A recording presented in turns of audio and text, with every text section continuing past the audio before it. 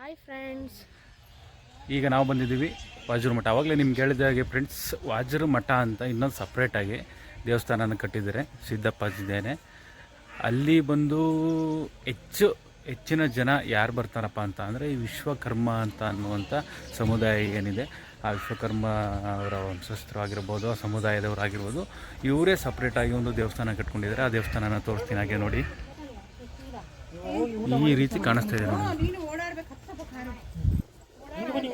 ಇದು ತುಂಬ ಚೆನ್ನಾಗಿ ಕಟ್ಟಿದ್ದಾರೆ ದೇವಸ್ಥಾನನ. ಹೊರಗಡೆಯಿಂದ ಅಂತೂ ತುಂಬ ಚೆನ್ನಾಗಿ ಕಾಣಿಸ್ತಿದೆ.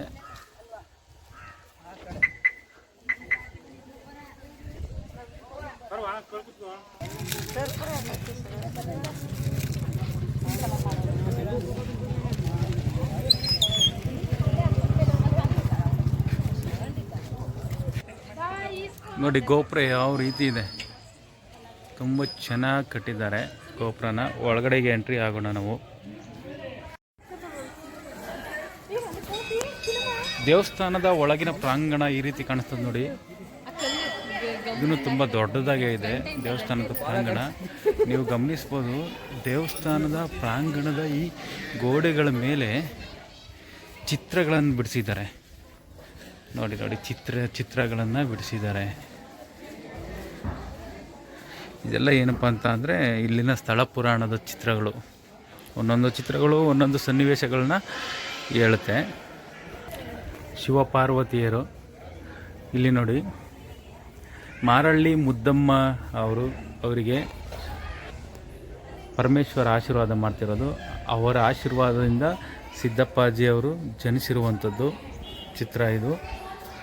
ಹೋಮ ಹವನವನ್ನು ಮಾಡಿ ಸಿದ್ದಪ್ಪಾಜಿ ಅಂತ ಹೆಸರಿಡ್ತಾ ಇರೋದು, ನಾಮಕರಣ ಮಾಡ್ತಿರೋದು, ಸಿದ್ದಪ್ಪಾಜಿಯವ್ರನ್ನ ತೊಟ್ಲಲ್ಲಿ ತೂಗ್ತಾ ಇರೋದು, ಸಿದ್ದಪ್ಪಾಜಿಯವರು ಆಟ ಆಡ್ತಾ ಇರೋದು, ಅವ್ರಿಗೆ ಸಿದ್ದಪ್ಪಾಜಿಯವ್ರಿಗೆ ಕೊನೆಯನ ಗನನೀಲಿ ಸಿದ್ದಪ್ಪಾಜಿಯವ್ರದ್ದು ನೋಡಿ. ಅವರ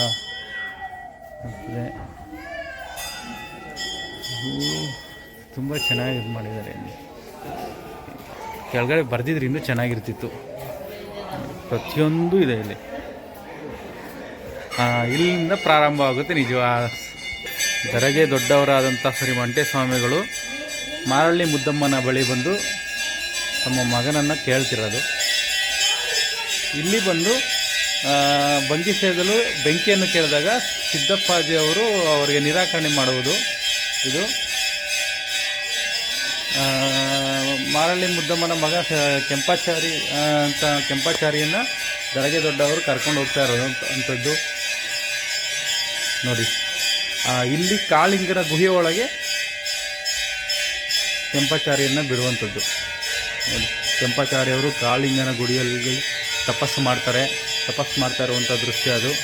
ಆ ಗುಹೆಯಲ್ಲಿ ಇರುವಂಥ ಹಾವುಗಳೆಲ್ಲ ಸಿದ್ದಪ್ಪಾಜಿಯವ್ರಿಗೆ ಸುತ್ತಕೊಂಡಿರುವಂಥದ್ದು, ಹಾವು ಚೇಳುಗಳೆಲ್ಲ ಸುತ್ತಕೊಂಡಿರುವಂಥದ್ದು. ಅವರ ತಪಸ್ಸಿಗೆ ಭಂಗ ಆಗುವಂತಹ ನರ್ತಕಿಯರು ಕೂಡ ಇದ್ದಾರೆ, ಆದರೆ ಭಂಗ ಆಗಿಲ್ಲ.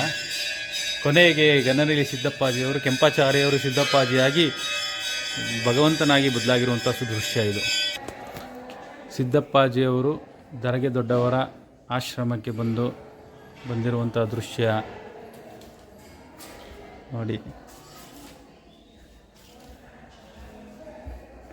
ಇದು ಪಾಳ್ಯಗಾರರ ಅಲಗೂರು ಚಿಲ್ಲಾಪುರದ ಪಾಳ್ಯಗಾರರ ದೃಶ್ಯ ಬರ್ತಾ ಇದೆ. ಸಿದ್ದಪ್ಪಾಜಿ ದರಗೆ ದೊಡ್ಡವರ ಆಶ್ರಮ ಇದು. ದರಗೆ ದೊಡ್ಡವರು ಸಿದ್ದಪ್ಪಾಜಿಯವರಿಗೆ ಅಲಗೂರಿಗೆ ಹೋಗಿ ಭಿಕ್ಷೆ ತಗೊಂಡು ಬಾ ಅಂತ ಹೇಳ್ತಾ ಇರುವಂಥ ದೃಶ್ಯ. ಆವಾಗಲೇ ಹೇಳಿದ್ನಲ್ಲ ಫ್ರೆಂಡ್ಸ್, ನಮ್ಮ ಮುತ್ತತ್ರಾಯ ಹನುಮಂತರಾಯನಿಗೂ ಸಿದ್ದಪ್ಪಾಜಿಗೂ ಏನು ಸಂಬಂಧ ಅಂತ ಇಲ್ಲಿದೆ ನೋಡಿ. ಕಾವೇರಿ ನದಿ ದಾಟಬೇಕಾದ್ರೆ ಮುತ್ತತ್ರಾಯರ ಭೇಟಿಯಾಗುತ್ತೆ. ಭಾವ ಭಾಮ ಇದೆ ಅಂತ ಇಬ್ಬರು ಮಾತಾಡಿಕೊಂಡು ಮುತ್ತತ್ರಾಯ ಅಲ್ಗೂರಿಗೆ ದಾರಿ ತೋರಿಸ್ತಾರೆ. ತನ್ನ ಹತ್ರ ಇದ್ದಂಥ ತಾಳ ತಂಬೂರಿಯನ್ನು ಸಿದ್ದಪ್ಪಾಜಿಗೆ ಕೊಡ್ತಾರೆ. ಆ ಒಂದು ಸನ್ನಿವೇಶ ಇದು. ಹಲಗೂರು ಚಿಲ್ಲಾಪುರಕ್ಕೆ ಬಂದಂಥ ಸಿದ್ದಪ್ಪಾಜಿಯವರು ಭಿಕ್ಷೆ ಕೇಳುವಂಥದ್ದು. ಯಾರೂ ಭಿಕ್ಷೆ ಕೊಡೋದಿಲ್ಲ. ಚಿಲ್ಲಾಪುರದಲ್ಲಿದ್ದಂತಹ 7 ಜನ ಪಾಳ್ಯಗಾರರ ಪತ್ನಿಯರಿಗೆ ಬಳೆ ಮಾರುವವರ ವೇಷ ಧರಿಸಿ ಸಿದ್ದಪ್ಪಾಜಿಯವರು ಹಾವು ಚೇಳುಗಳ ಬಳೆಗಳನ್ನು ಮಾರುವಂಥ ದೃಶ್ಯ ಇದು. ಆ ಬಳೆಗಳನ್ನು ಕೈಗೆ ಹಾಕೊಂಡಿದ ತಕ್ಷಣ ಹಾವು ಚೇಳುಗಳಾಗಿ ಬದಲಾಗಿರುವಂಥ ದೃಶ್ಯ. ಇಲ್ಲಿಂದ ಸಿದ್ದಪ್ಪಾಜಿಯವರ ಪವಾಡಗಳು ಪ್ರಾರಂಭ ಆಗ್ತದೆ. ಮೊದಲು ಕಾಳಿಕಾದೇವಿಯ ಗುಡಿಯೊಳಗೆ ಸಿದ್ದಪ್ಪಾಜಿಯನ್ನು ತಳ್ತಾರೆ. ಆದರೂ ಸಿದ್ದಪ್ಪಾಜಿಯವರು ಕಾಳಿಕಾ ದೇವಿಗೆ ಆಶೀರ್ವಾದ ಮಾಡಿ ಅಲ್ಲಿ ತನ್ನ ತಾಳ ತಂಬೂರಿಯನ್ನು ಇಟ್ಟು ಬರ್ತಾರೆ. ಮತ್ತು ನನ್ನ ಸಿದ್ದಪ್ಪಾಜಿಯವರ ಪೂರ್ತಿ ಪವಾಡ ದೃಶ್ಯಗಳನ್ನು ಇಲ್ಲಿ ಹಾಕಿದ್ದಾರೆ.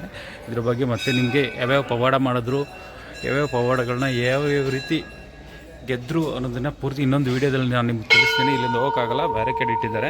ಇನ್ನು ದೇವಸ್ಥಾನದ ಒಳಗಡೆ ನಾವು ಹೋಗೋಣ ಬನ್ನಿ. ಇದಿಷ್ಟು ಆಗಿತ್ತು ಫ್ರೆಂಡ್ಸ್ ಸಿದ್ದಪ್ಪಾಜಿಯವರ ಜೀವನ ಚರಿತ್ರೆ. ಅವ್ರು ಹುಟ್ಟಿದ ಹಿಡಿದು ಅವರು ಅಲಗೂರು ಚಿಲ್ಲಾಪುರಕ್ಕೆ ಬಂದು ಪವಾಡಗಳನ್ನ ಮಾಡೋಕ್ಕೆ ಶುರು ಮಾಡಿದ ತನಕ ನಾನು ನಿಮಗೆ ತೋರಿಸಿದ್ದೀನಿ. ಪವಾಡಗಳದ್ದು ಸಪ್ರೇಟ್ ನಿಮಗೆ ವೀಡಿಯೋ ಮಾಡಾಕ್ತೀನಿ, ಯಾವ್ಯಾವ ಪವಾಡ ಮಾಡ್ತಾರೆ ಅಂತ. ಇವಾಗ ದೇವಸ್ಥಾನದ ಒಳಗಡೆ ಹೋಗೋಣ.